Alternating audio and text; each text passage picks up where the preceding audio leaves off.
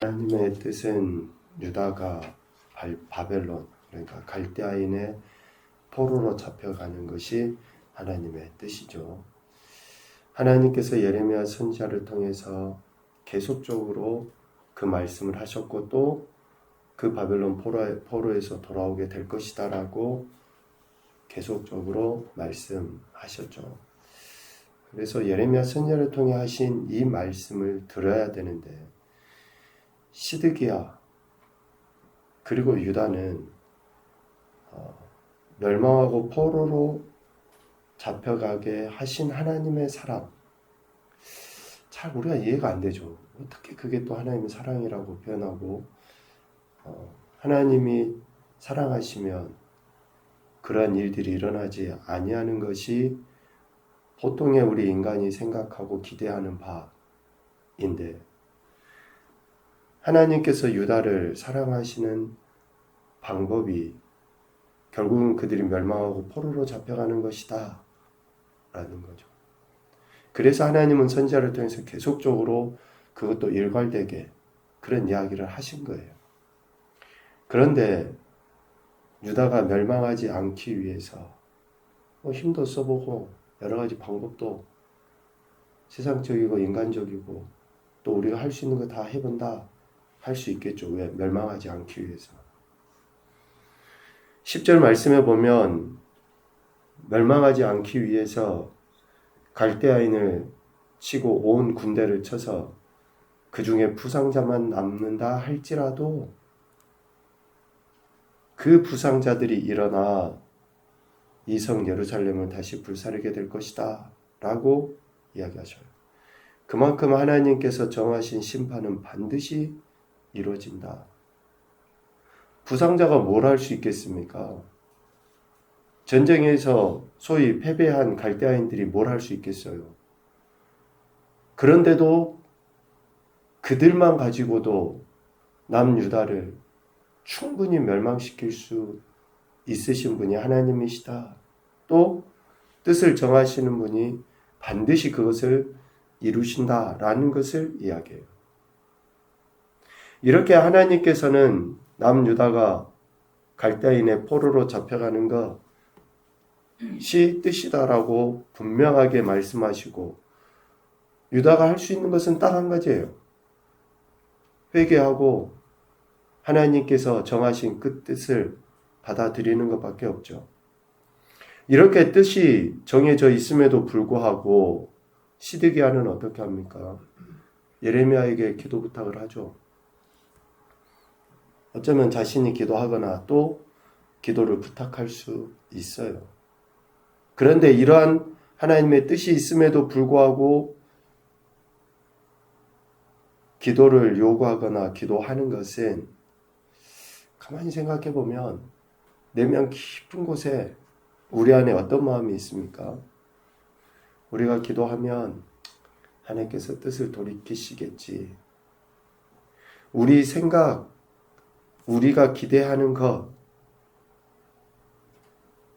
그러니까 하나님, 내가 생각하는 하나님의 뜻, 내가 도저히 받아들이고 용납할 수 없는 그 뜻을 하나님께서 돌이키시겠지 라는 그런 기대.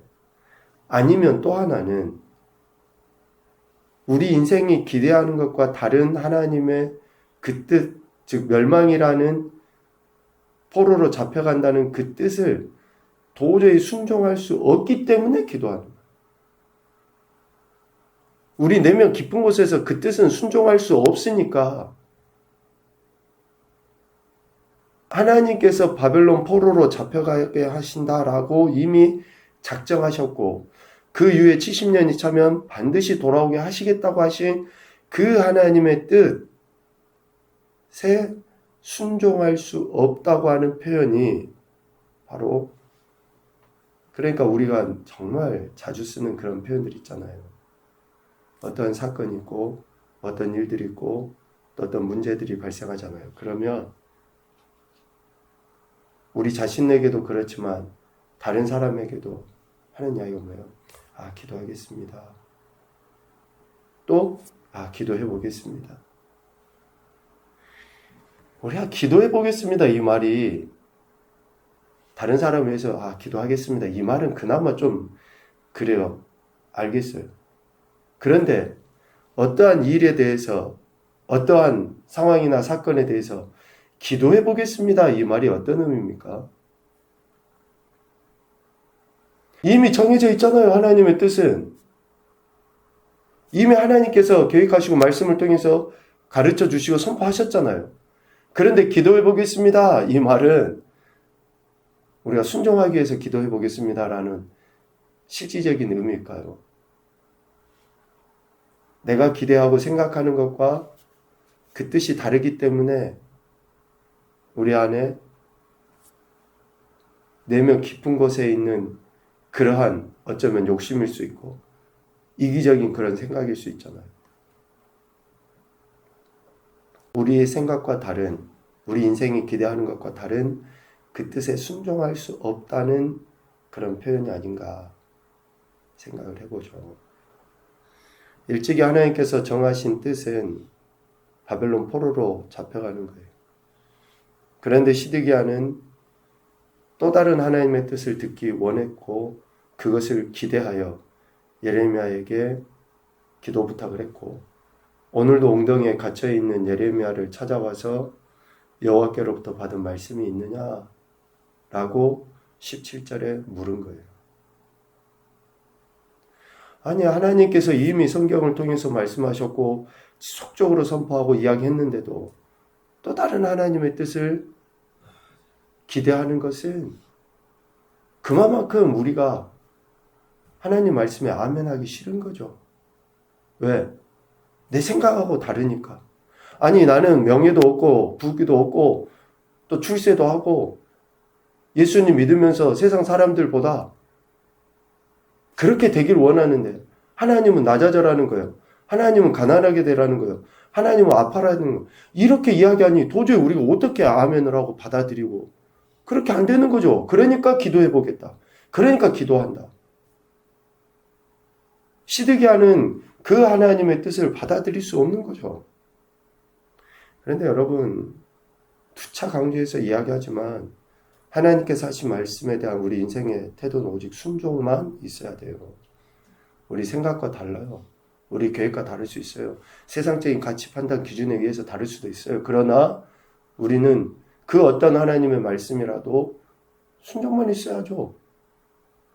하나님의 생각을 내 생각에 맞추려고 하는 거, 기도라는 걸 통해서 그렇게 하려고 하는 그 자체가 이미 그 기도는 가증한 거죠. 그래서 우리가 기도한다라고 할 때 그 기도는 뭡니까? 하나님의 뜻을 받아들이고 순종하기 위한 기도, 즉 33장에서 이야기하는 것처럼 부르짖음이 돼야 돼요. 우리의 현실과 생각 혹은 어쩌면 간절히 구하는 제목과 다르다 할지라도 우리는 순종하고 그 뜻에 순종하기 위해 간절히 기도해야 되죠. 당시의 시대 상황은 이러하지를 못했습니다. 시드기야도 그렇고 많은 사람들이 하나님의 뜻을 받아들이지를 않아요. 그러니 더욱더 완악해지는 거예요. 완고해지고 고집스럽고 교만해지는 거예요. 그렇게 하라고 하신 하나님의 말씀을 듣기 싫으니 계속 마음은 단단하게 굳어져 가요.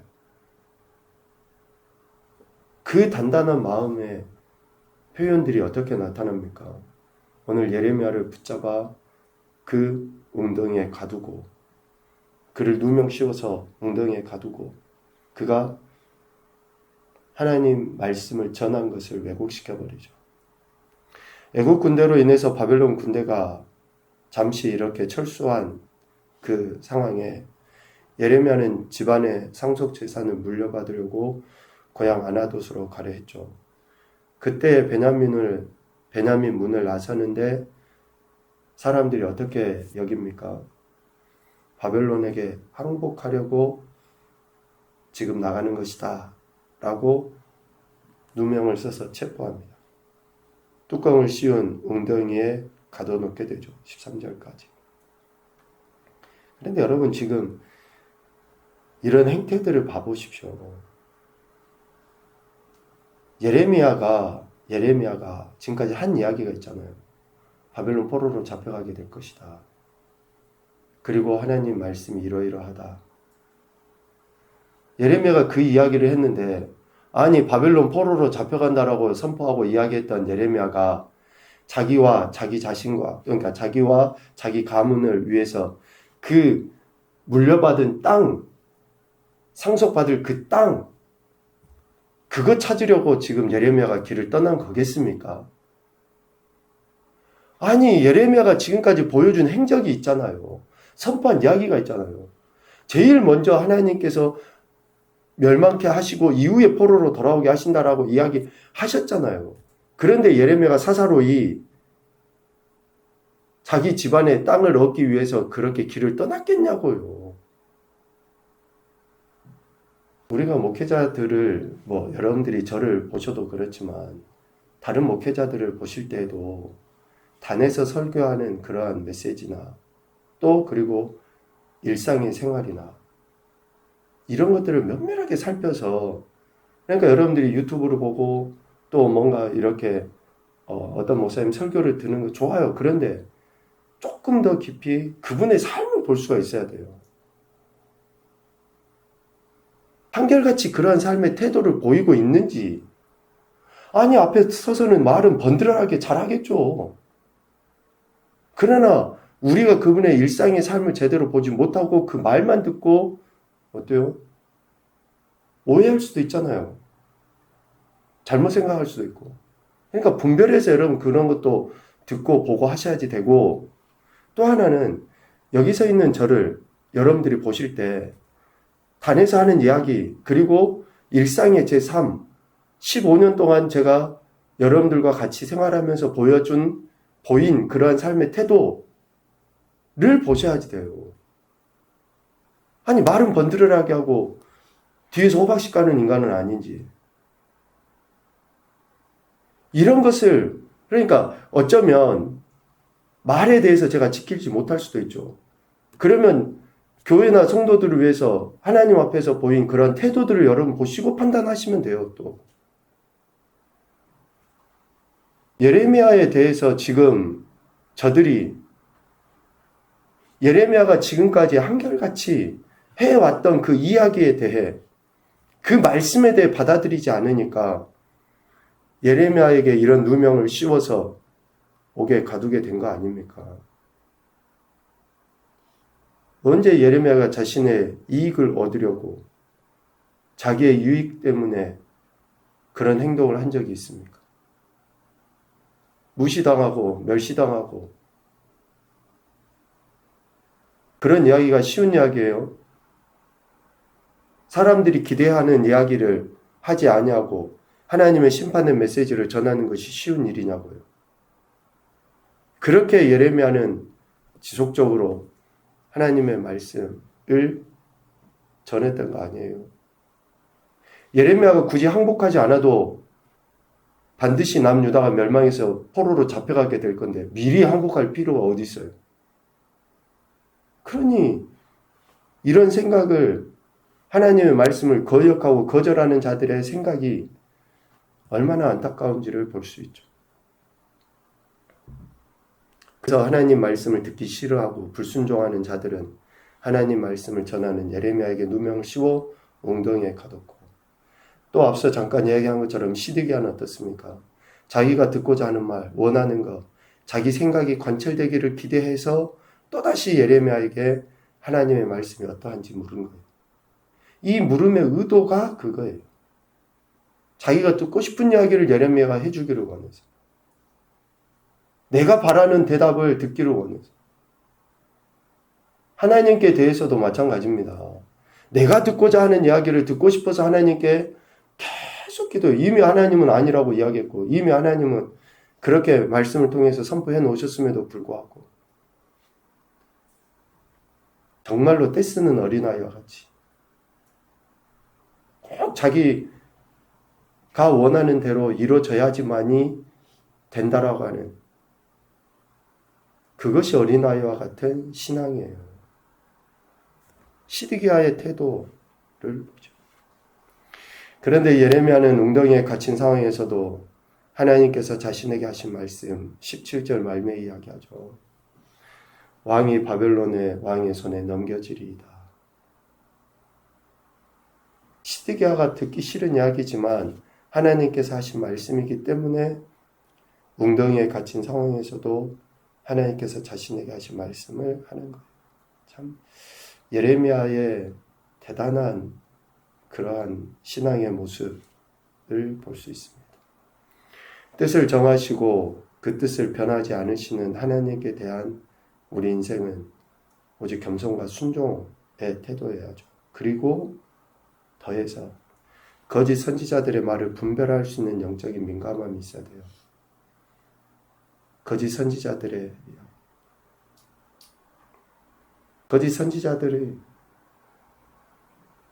하는 그런 이야기를 분별할 수 있어야 돼요. 그러면 그들의 삶이 어떠한지도 면밀히 살펴봐야죠. 오늘 시드기야는 하나님의 뜻을 또다시 묻지만 그 내면, 그 이면에는 하나님 말씀에 불순종하고자 하는 그런 태도가 있었다라는 것을 보게 돼요. 첫 번째, 기도는 하나님의 뜻에 순종하기 위한 결단이다. 우리의 기도는 하나님 뜻에 순종하기 위한 결단이 되어야 돼요. 우리가 서원한 것이든지 또 아니면 하나님께서 말씀하신 것이든지 그러한 것들에 대해 순종하기 위해서 우리가 기도하는 것이죠. 두 번째, 오직 우리 인생은 하나님 말씀이 기준이어야 한다. 하나님 말씀이 기준이어야 됩니다. 세 번째, 우리 생각이 아닌 하나님의 뜻만이 완전히 이루어지기를 기도하자. 하나님의 뜻이 우리를 통해 이루어지기를 기도하는 거죠. 우리 생각이 하나님의 사인을 받고 그렇게 되기 위해서 기도하는 게 아니에요. 하나님의 뜻이 우리를 통해 이루어지기를 기도하는 겁니다.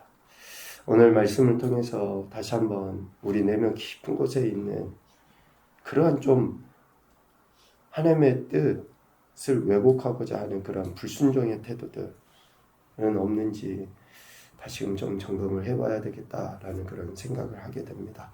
오늘도 저와 여러분에게 뜻을 정하시고 또 가장 선한 길로 인도해 주시는, 우리 생각이 아닌 하나님의 선한 생각대로 인도해 주시는 그 하나님 말씀에 순종해서 오직 영광 돌려드리시고 또 이 땅에 주어가는 영혼들에게 선한 영향력을 끼치는 그런 교회가 복되는 한 날이 되실 수 있기를 주님의 이름으로 축복합니다. 아멘.